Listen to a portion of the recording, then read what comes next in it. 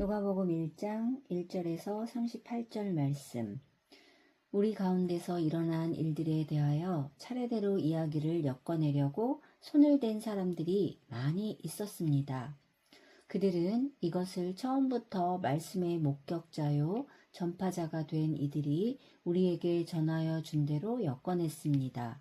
그런데 존귀하신 데오빌로님, 나도 모든 것을 시초부터 정확하게 조사하여 보았으므로 가깝게 그것을 순서대로 써드리는 것이 좋겠다고 생각하였습니다.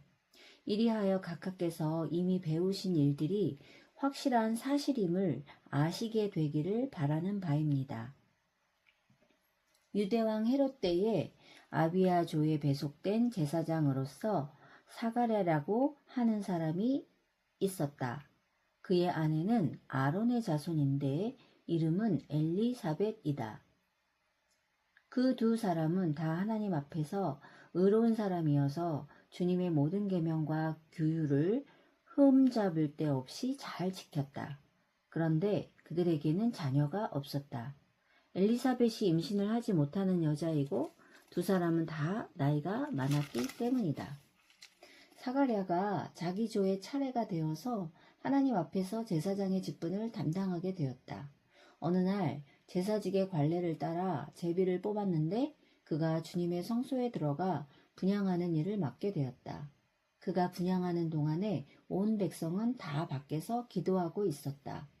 그때에 주님의 천사가 사가랴에게 나타나서 분향하는 제단 오른쪽에 섰다.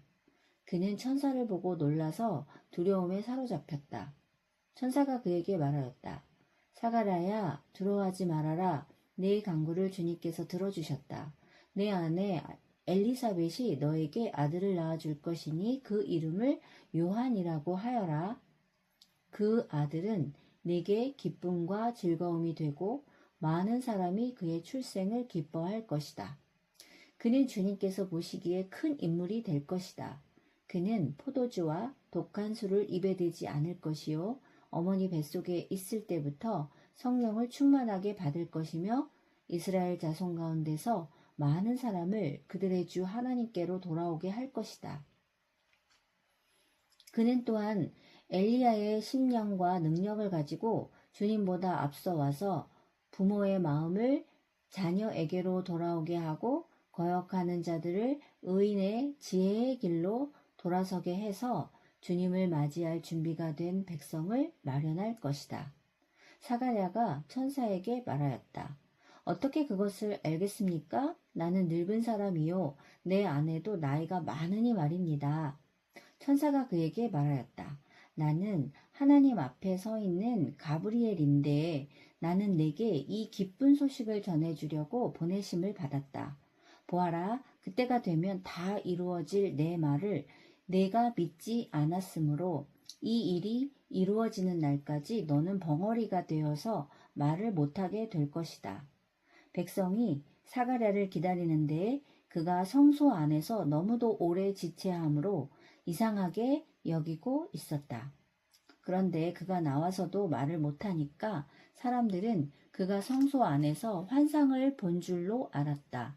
사가랴는 그들에게 손짓만 할 뿐이요 그냥 말을 못하는 채로 있었다.